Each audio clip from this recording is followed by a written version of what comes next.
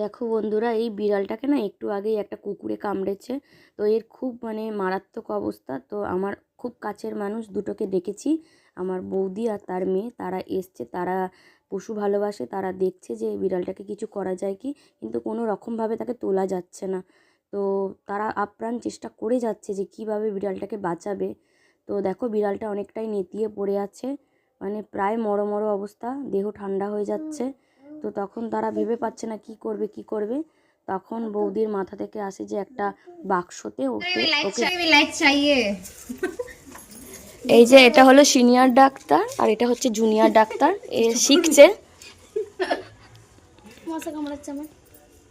একে সুস্থ করতেই হবে আমাদের। কালকেই দুটো মরেছে, কন্ডিশন ভালো না। একটু আগে কি জোরে জোরে ডাকছিল, এখন আর ডাকছে না।